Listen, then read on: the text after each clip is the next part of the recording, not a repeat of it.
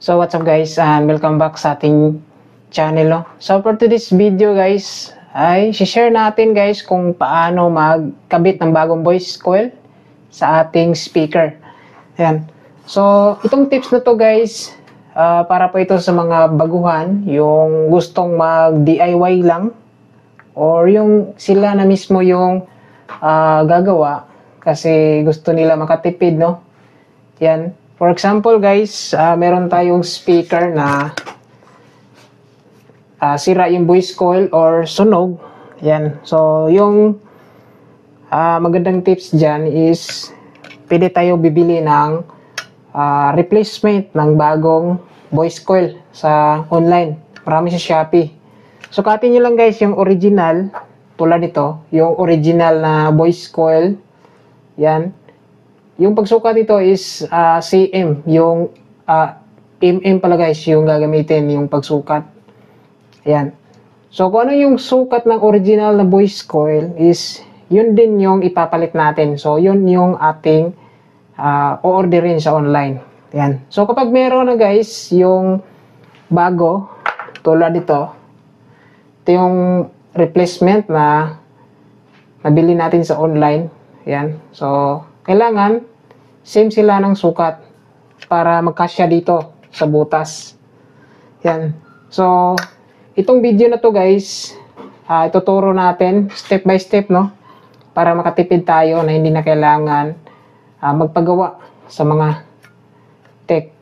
Tsaka naman, para naman makatipid tayo guys. Tapos, para meron tayong matutunan. Ayan. So, share natin paano ikabit yung bagong voice coil sa ating speaker. So, samahan niyo ko guys sa video natin ngayon at para masundan natin, no? Please, panoorin natin guys hanggang dulo. So, let's go.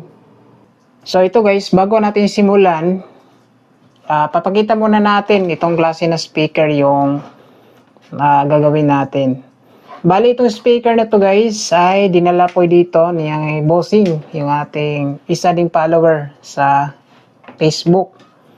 So, problem nito is hindi naman siya sunog pero basag yung tunog guys kasi sumasayad na yung kaniyang voice coil sa mismong magnet. Ito, na-disalign kasi ito tapos natuklap yung kaniyang pandikit dito sa kaniyang speaker con tsaka dito sa kaniyang damper.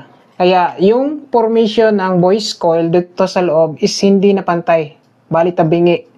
So, kapag magtabingi na yung posisyon ng ating voice coil is, ito yung mangyari. Pwede magasgas yung ating voice coil. Ayan. Nagasgas yung kanyang voice coil guys. Tapos, ang epekto nito is, ay maaring makapasira ng ating amplifier. Kasi magsushort na kasi ito guys. Ayan. Magsushort yung kanyang impedance. Ayan. Kitang-kita natin sa loob is, yan, meron siyang bakas. Yan, nagasgas na siya. Tapos dito sa gilid, sa labas ay gasgas na yung kanyang voice coil. So, mas preferred ako na tanggalin tsaka palitan ng bago para safe yung ating amplifier. Yan. Kasi kapag hindi ito papalitan guys, ay hihina yung tunog. Tapos may posibilidad na masira pa yung ating amplifier. So kaya ito, meron tayong bago guys na voice coil ito. Kararating lang. Bali yung voice coil ito is 4 layer. 4 layer yung ganyang windings ito guys kasi woofer po ito. Tapos yung sukat nito is 49.5 mm. Ayan. So itong speaker guys ay 12 inches na woofer. Ayan. Ito guys. So, brand nito is Manex. Yan. So, pag Manex mga woofer guys, ay 4 layer yung kanyang wirings or yung kanyang coil. Ayan o. Subwoofer na 12 inches. Yung model is SW12305. Yan. So, manufactured by Philippines. So, meron po itong 8 ohms with 400 watts. Ayan.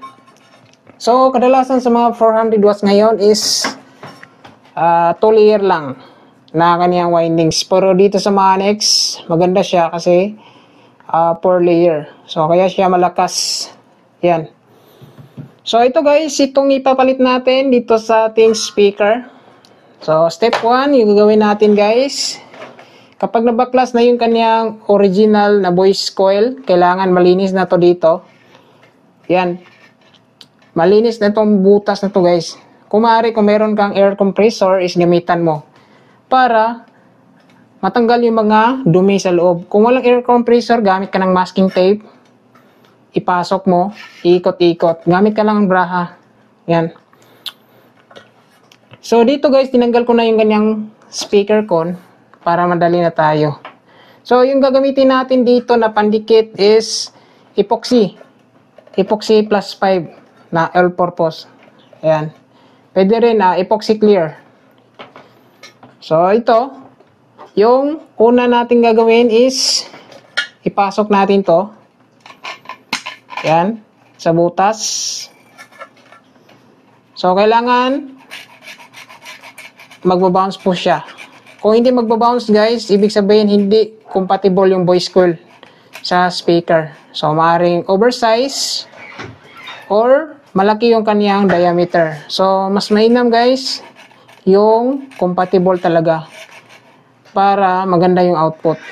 So, ito kapag napasok na natin guys, kailangan tingnan muna natin yung windings sa loob. Ito.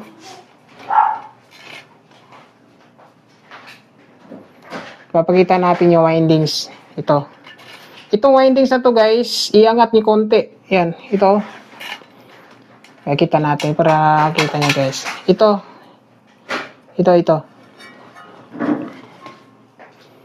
Makita nyo guys, ito yung winding sa labas. Makita natin sa loob kasi dugtungan po ito ng ganyang babin or kanyang round.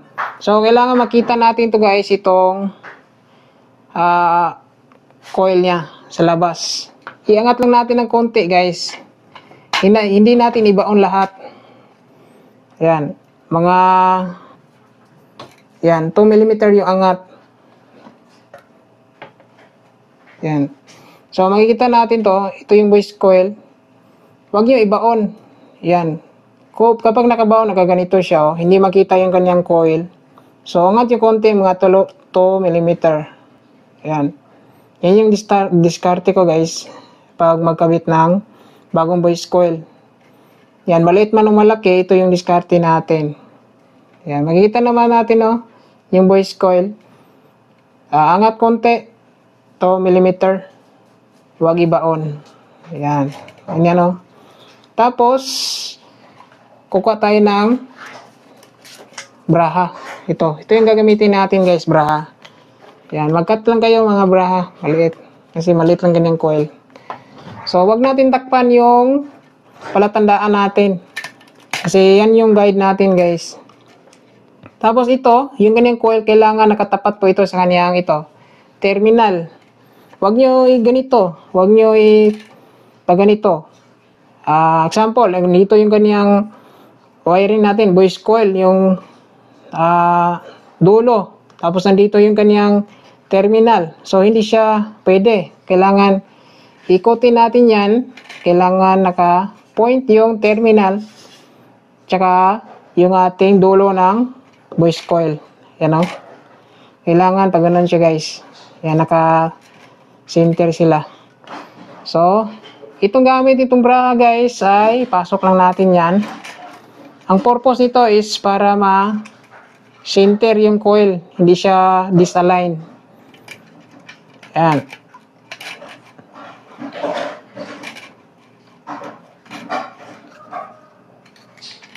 Yan guys.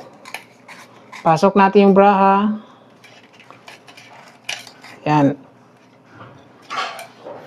So, kailangan yung guide natin guys na coil nandun pa rin. Hindi natin takpan. Yan.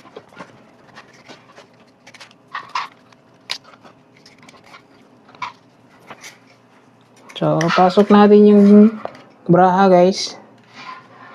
Yan. So, kapag maluwag pa mga guys, dagdagan nyo ng braha. Yan, kung maluwag pa siya. So ito, mahigpit na siya guys, oh.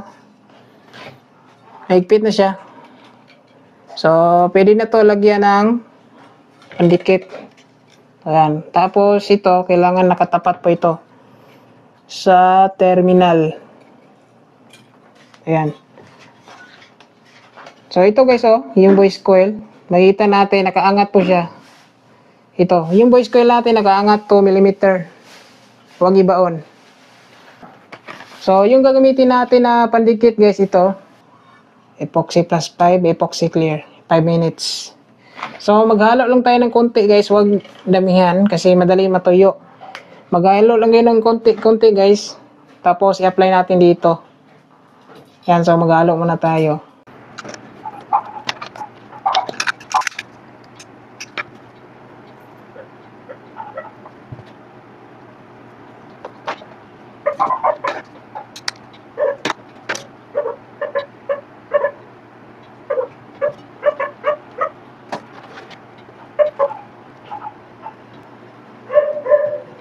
So ito guys, sinalo na natin.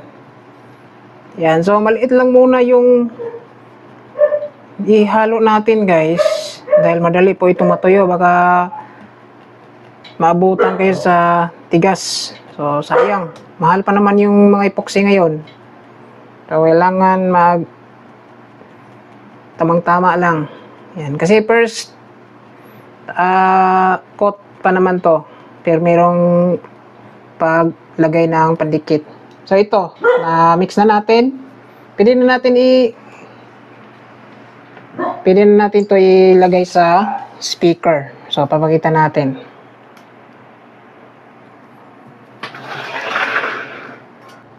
Yan.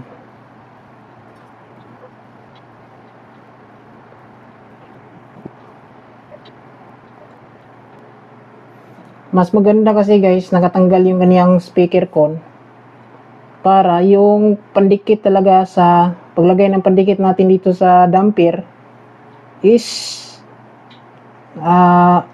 masasabi talaga natin na matibay kasi madami yung nilagay natin. Tapos maayos yung pagkalagay mga guys.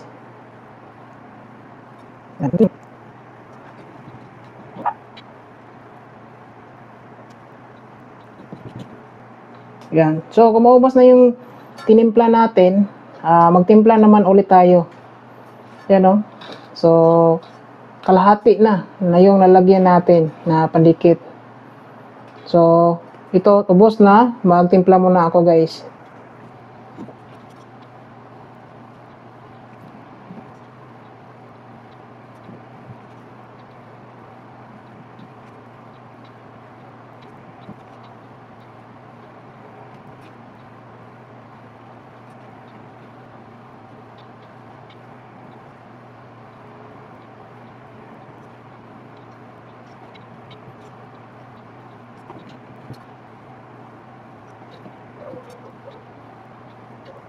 So ito guys, nalagyan na natin ng pasiuna na pandikit. So first, a-apply ng pandikit sa kaniyang damper, sa kaniyang voice coil. Yan. So antayin lang natin guys, matuyo mga 8 to 10 minutes. Yan. Tapos pag matuyo na siya guys, lalagyan naman natin ng pangalawang pandikit pang second apply mga guys para solid na solid. Talagang hindi siya makakawala sa damper tsaka dito sa kanyang voice coil. So ito, tuyo na to. Almost 15 minutes yung inantay natin. Yan o. Tuyo na. So mag mix naman tayo ulit guys. Tapos apply tayo ng pangalawang pandikit dito guys para solid talaga.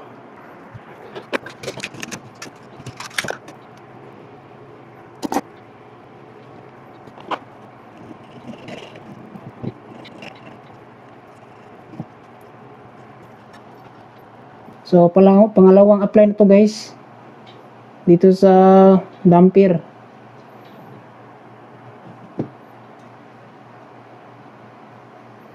So So, mas maganda kasi nakadalawang apply ka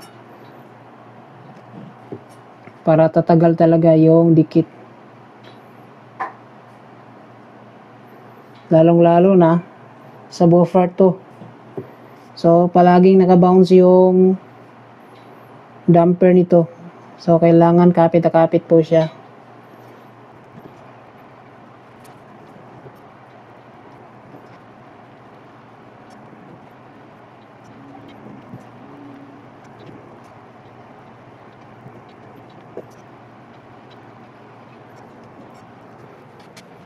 So, ito guys, pangalawang apply na to.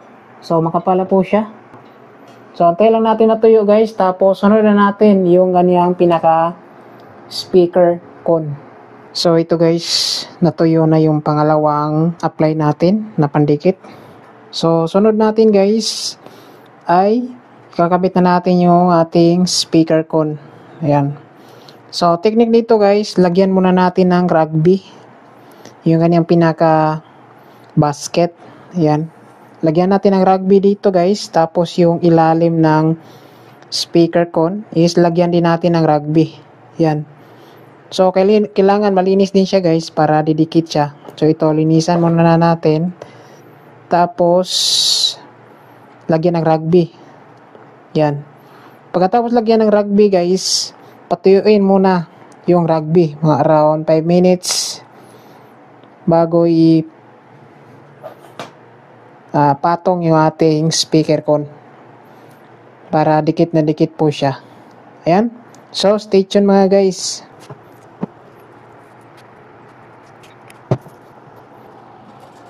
So, ito, lagyan natin ng rugby guys. Itong pinaka frame niya or basket. So, rugby lang yun guys. Pandikit dito. Rugby lang.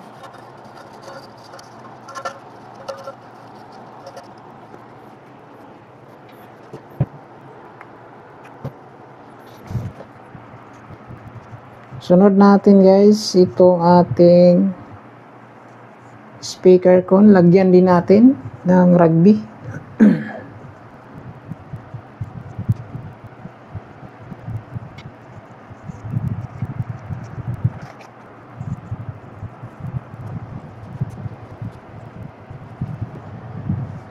So, damihan lang natin guys. Sakto-sakto.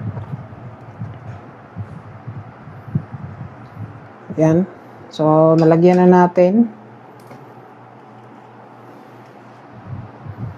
So, patuyuin lang natin guys.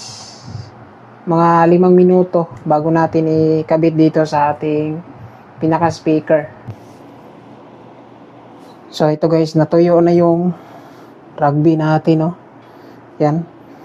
So, kakabit na natin to. Lagyan muna natin ng mga guide. Yan. Lagyan muna natin ng guide dito guys. So, kakabit na natin guys. Itong ating speaker cone.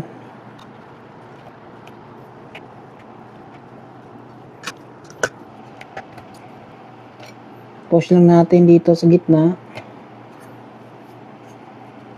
Push natin. Push. Yan. Kapag pastada na yung gitna guys, yung kada gilid naman, yung pupush natin. Yan.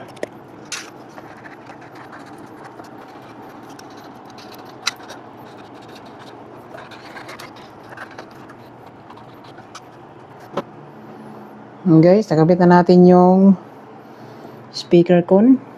So, ngayon, magtimpla naman tayo ng epoxy para dito sa ating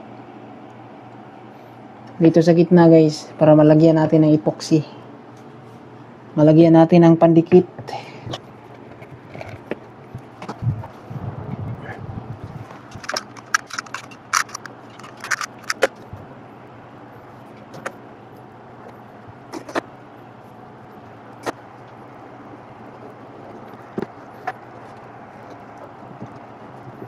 haluin lang natin ng maayos. Pagkatapos maihalo, pwede na natin i-apply dito guys.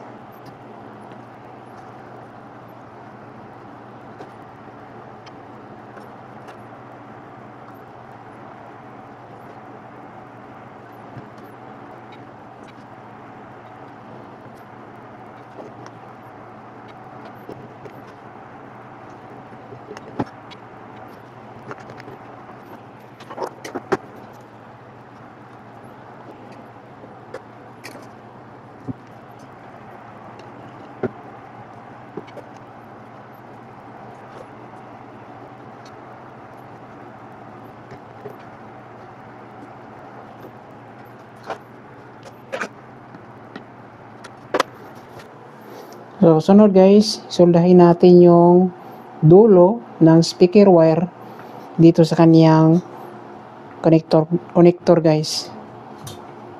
So, susolda ko muna guys, no. So, ito guys, nasolda na natin yung dulo ng voice coil patungo dito sa pigtail. Yan.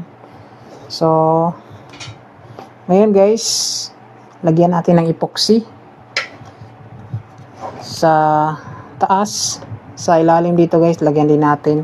Tapos dagdagan natin ng epoxy yung ganyan, yung dito guys, dagdagan natin pangalawang apply para solid na solid. Ayan. So magtitimplan na tayo ng epoxy. So let's go.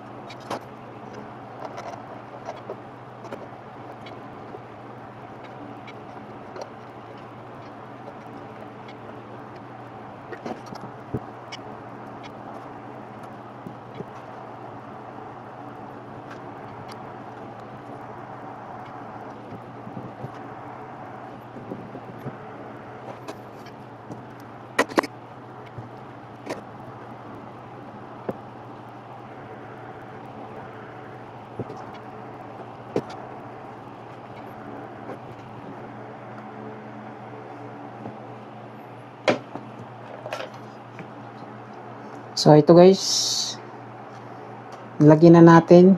So antayin lang natin guys, matuyo mga 5 to 10 minutes bago natin lagyan ng edging dito guys. Tapos para ma-sound check na natin. So stay tuned lang po guys. So ito guys, update natin. Kagabi is tinarbaho natin to. Nilagyan natin ng voice coil, inalign, tapos nilagyan ng speaker cone, tsaka pandikit, tsaka yung kanyang edging guys, nilagyan natin. So buong araw ko ito binilad sa araw guys, itong speaker na to. So ito na po siya. So pagkatapos mabilad natin sa araw, yan. So take note guys, itong ating pandikit dito is nakasikan apply na po ito, pangalawang apply na po ito. Ayan. So ito binilad natin sa araw, mga isang araw talaga binilad natin. Mula umaga hanggang hapon.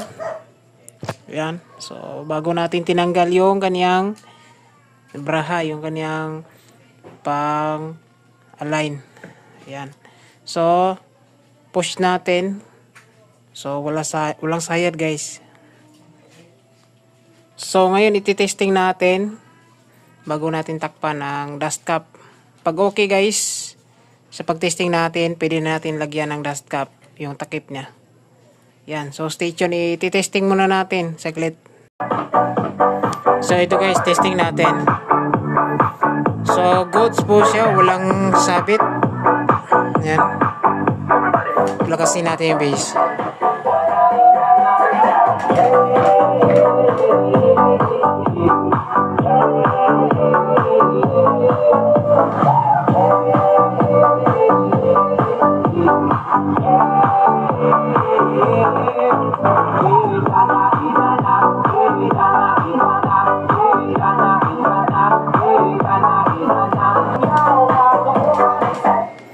So, yan, goods naman yung tunog.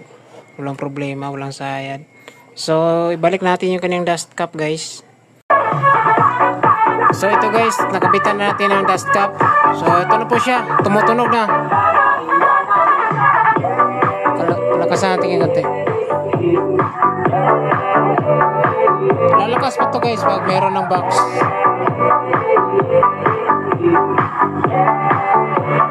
So, ayun lang guys. Maraming salamat.